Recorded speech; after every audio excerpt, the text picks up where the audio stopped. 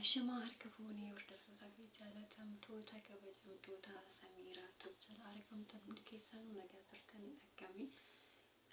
nagaa koodha galataa waaqaa har'a keenya jirra har'a gawwaan guddaadha ilmi namaa gaaf fayyaa qabaatee nagaa qabaatee caaltuun wanni san caala hin jiru na har'a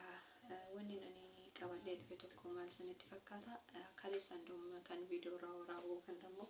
yaada kiyya dhiyeeffatu ture garuu natti hin mijanne natti hin tolle akkuma beektan ka hojiin mana madaan kun yeroo tokko biizii nama godha wanni dhugaa irraa dubbatuu fi irraa dhufee har'a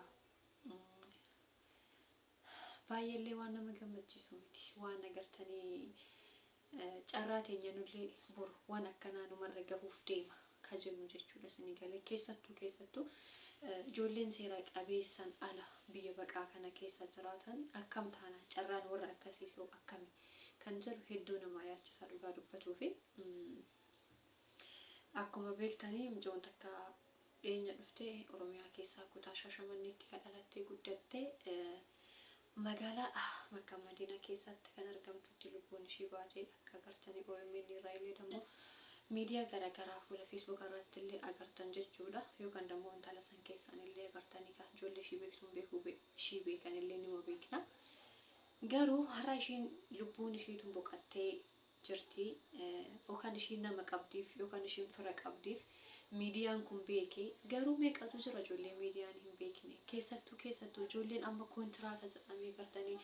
waan mootummaan akka uffata wayii akka nama seera qabeessaan irratti t-shirtii wayii itti uffisee biyyaa baasu kuni tokkoffaa ijoolleen afaan hin beektu lammaffaa arabni akka duraaniitii miti akkuma gizee kenna sanillee miti xinnuma ishee rahmatan qaban isin galee afaan hin beektu duraan amma gizee nu dhufne keessatti afaan hin beektu ani tokko nu barsiisan amma garuu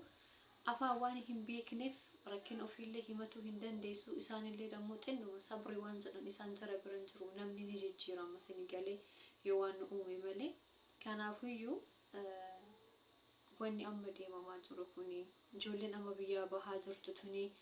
har'a ishii tana miidiyaatu beekaaf ijoollee yookaan dammoo bola ishiitu agartanii miidiyaa beekaaf har'a wanni ishii kun miidiyaatti bee garuu meeqatu jira kan miidiyaan hin agarre meeqatu jira dhugaa rabbii amma yeroo darbe jechuudha biyaansi ji'a guutee jira amma ji'a guutee jira warri nan bira hojjedhu intala adaadha durbii jechuudha durbii yookaan dammoo akka keenyatti durbiidha yookaan dammoo ilmaan abbiiruu taati ishiin ijoollee biyyarraa fiddi garuu akkaataa ishiin biyyarraa fidduu eenyurraa akka fidduun ani hin beeku isin galee ni fiddee ijoollee afaan naaf astoroggoom yookaan dammoo afaan agartee ani beeku naaf barsiisi jechaa turte karaa ijoollee 7 oliiti ijoolleen tun eessa Riyaad irraa kiiloomeetira 1,200 fagaata. Kuma tokkoof 200 fagaata gin iddoon isaa araarmoo maal jedhama akkasi akka ijoolleen natti himteetti isin galee ijoolleen tun akkam taati gaafii intalli tuni hojii ergiti ani eessa akka ishee fiddee beeku ijoolleen hojiin barbaanne biirootti deebisi gaaf jedhuun biiroon anaanaan jetti ijoolleen dammoo gaafa nan gaafadhu eenyuun sin fidee yoo jedhuun ijoolleen afaan oromoo beeti ijoollee wallaggaa ijoollee shawaa hagaan dubbise keessa taawwan dammoo sobu kutaa isaanii gaafanne maaliifi guyyaa irraa bakka rakkina isaanii waan isaan irra gaan kana dhugaa rabbisiin jedhami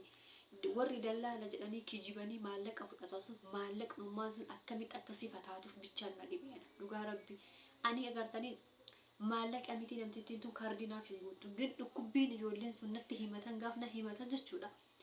rabbiin qoranna argaami kun dukkana kana dhugaa rabbi keessi kiyya imimaan qabatu dadhabe gaaf takkafaan tan takkafaan waan ishiin natti himte rabbi maal jedhee isinitti hima osoo bilbila kiyya kana keessaa mee minaalbaat gartee sagalee waasaabii deebi'a waan ta'e isin dhageessisa sagalee intala sanii jechuudha madaamin ishee madaama intalti namtittiin tun fiddee asitti ni fiddii dallaala achirraa ni fidaa asitti ni galchaa isheen fuutee ijoollee obbiratti fiddee achirraa ijoollee dalagaa ergiti ji'a tokko dalagdi shuuf ji'a tokko kana naan jette mana iddoo raammoo garaagaraa qabu waan akka sarsuuraa waan akka maalii kana keessa narfisanii naan jette ji'a tokko kana hin dubbifne gaafa hojii deemtu bichaa hojii deemtaa obsiitoo hojjedhiitoo jedheeni ture ishiin illee maal naan jette yoo ji'a mana kana hojjette gaafa mana kana hojjette waraqanni yookaan dammoo hiqaamaan ni baafamaa fi gaaf faamiliin kun hojii ishii jaalatanaan jette hayya jette intalli tun kaatee deemte. Ji'a tokko hojjette sinii galalaal. Ji'a tokko hojjette sanuyyuu dudda kanarra moo maal kanarra waan adeeminaan jette mana takkaa namni seenee hin beekne waan akkanatti waa irra yaa'uu naan jette raammoon afaan hin beektu isheen afaan biyya kanaatiin. Waan raammoo akkatti irra yaa'uu ji'a tokko fadhee ciisee jette osoo footoo kaasee si ergee naan jette duddi kun kiyyan jiru. Raammichi sun achi keessaa na nyaate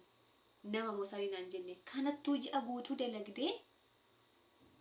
kaatee ammallee ji'a cidhamoo maal qaban jettee gaaf fedha isaanii xumuratan namtittii kana dhaqxee fuute. Namtittiin tun gaaf dhaqxee fuutu intaltii rabshaa goote na fakkaattee birrii koo jettee natti dawwalte dubbisii hoo dhufaa xumaa naan jette hayyee maaliin rakkinni jedheen maallaqa koo naaf hin kennine naan jette maaliif hin kennineef maallaqa ishee intalli tun hojjettee jirti anuu hin irreegeefiin jira kun waastaabbii guyyaa wal dubbifne irra ji'a guunnee jirra dhimma isheetti irratti jedheen barka madaamin isheetti ergee hojiin ishee dasnan jennee laal ji'a tokko guutuu hojjettee shuf ijoollee amma dhufteedha beeki kun ji'a tokko guutuu hojjettee maaliin ishee dasnan jennee hojiin ishee dasnan jennee hayyee hojiin ishee dasnan jennee maaliif hin deebifne ji'a guutuu namni akkamitti ji'a guutuu miti jedheen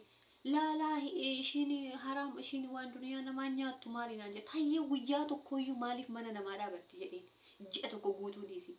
ummanni kun dammoyyuu hin beeka anillee tan asitti faamilii isaanii bira waan hojjedhuuf cidha qabanii ilmatti fuudhanii akkamitti hojii hin dhabamu intalli tun dammoo kana keessattuuyyuu mee uffata ishii duukan irraa warra ilaal jismiin ishii akkam ta'ee jedheen kalaas inshaallah ni sirreessa fi maali jetti garuu micattiin laali wallahi naan jetti yoon ani kijibee naan jetti rabbiin riskiina haa qabu ija kiyyaan argee naan jetti yeroo ishii maallaqa qoxxortee irraa fuutu agartee maallaqa hin dalagsiisti ofiif fudhatti namtittiin tun jechuudha ofiini fudhatti isaanu akkana dalagsiisti ijoolleen tun nama torbaa beeki nama torba ijoolleen oromooti marti isaaniitu takka qofaadha ijoolleen silxees keessaa ijoolleen martuu ijoolleen tun martuu oromoodha takkallee akkuma tana hojii ergite amma maal rasini kaasee qissaa kana si himu dhaqee beektanii ijoolleen amma dhuftu kan miidiyaan hin agarree baay'eetu jira rabbii dhugaana argaa mi'an lakkoofsuma hin baasisan illee soqeennatti maal irratti gaafi lakkoofsan baasii kana soquu dhaqee beektanii intala takka dalagaa ergiteet dalagaan naan taane wanni takka hin jiru jette wanni dukkana iddoo hedduu baadiyaa wayitinaan jette bakka san yeroo baasan sa'aatii afurmoo maal deemtit iddoo san geesse madaamin gaafna dawwaltu madaamin ishiin fudhatte jechuudha. Sinii galee ana maaliif afaan naas torgomme waan naan jetteef madaamin ishii na fidde na dubbiftii beeki. Gaafi intalli tuni karaa kana baasa sa'aatii afurii deemtee too jechuudha. Achi dhaqxu maal godhan sun tabiraati ilaaltu dammoota lammataati. Hojiin naaf hin taane namtichillee mana keessa deemee lolaa baay'ee sodaadheen jira.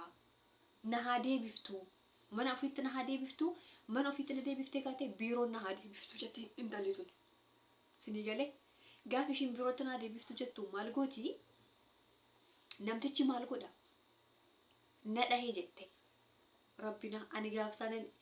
ofii garuu ijoollee tana hin beeku gin gaafsaan himaan boo'een maaliifi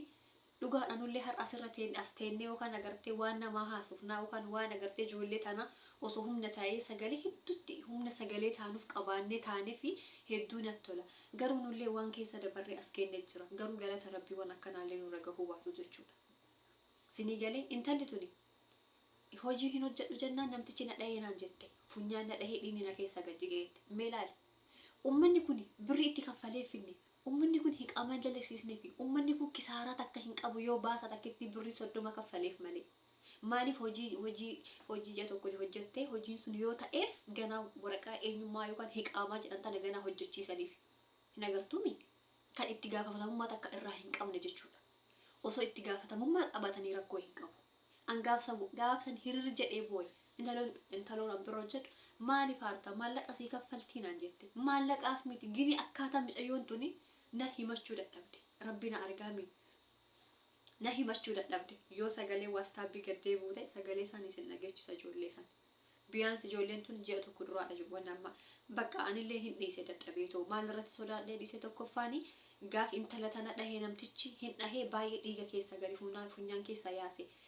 dhiiga kana irraa narraa xaragee jette laal dhiiga narraa xaragee kobzii harkarra na kaa'ee kushiinaa keessatti viidiyoo na waraabee namtittiitti na erge jette hojii diddee nyaatallee diddee dhaabattee boossi jedheetu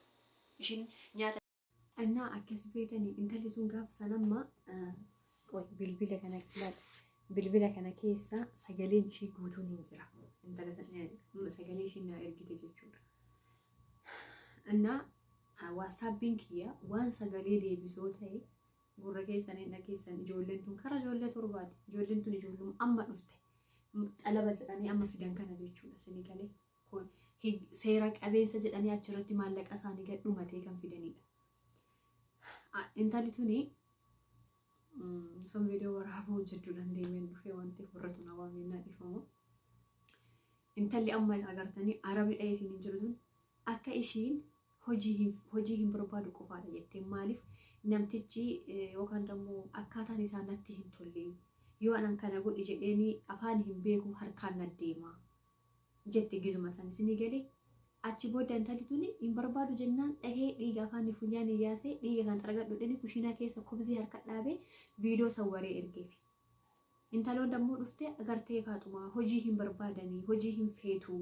akkanatti viidiyoo godhee naaf ergee kubzii qabattee nyaachuu diddee dhaabatti naan jette. Itti kenni mee anatu dubbisaa jedheen mee anumatu dubbisaayyuu intaluma tanaayyuu itti kenni itti fidi jedheen.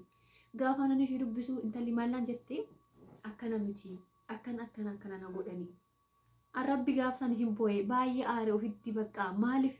haga yoomiti namni keenya haga yoomiti ijoollee meeqatu jira ijoollee miidiyaan hin agarre har'atu nama qabdiif ta'uu danda'a reeffi ishii too kan dammoo yoo agartanii dhiiga ishii waaqni haa baasu dhugaa ishii ilmi namaa hin argu rabbiin namaa ni arga rabbiin dhugaa ishii haa baasu garuu meeqatu jira kan miidiyaan dhokate meeqatu jira. Ani lakkoofsa imbaasii jedhan kanaa soqeetan dhabe. Gaafadhee jiralleedha. Ijoolleen agartee imbaasii makkaa keessa hojjetan jiddaa keessa hojjetan gaafadheen jira. Garuu lakkoofsi isaan naa kennan nama moo sareeyyuu nama jalaa jedhu miti. Garuu ani imbaasii riyaad fedheen ture. Garuu isaan kan jiddaa naa kennan. Garuu namni na jalaa dubbatee hin jiru. Maaliifi tokkoffaa maal irratti ni sodaadhee gaafsan ani lakkoofsa imbaasii soquu dhaqe. Ijoolleen tun gaafa amma intalli sun rukutamtee too dhiigni afaanii funyaan ishiitiin gadi yaa'ee jechuudha. Amma qilleensoo fudhee gad deebi'u hedduu na dhukkuba as keessa akka madaatti naan jechaa turte. Osoo intalli sun lubbuun takka baate nu bilbila walitti qabna. Bilbilli keenya kun agartanii kanarrattuu ishiin dammoo astoroggaamii kooti jettee jirti waan ta'eef intalli tuni osoo balaan tokko galtee bilbil yoo agartee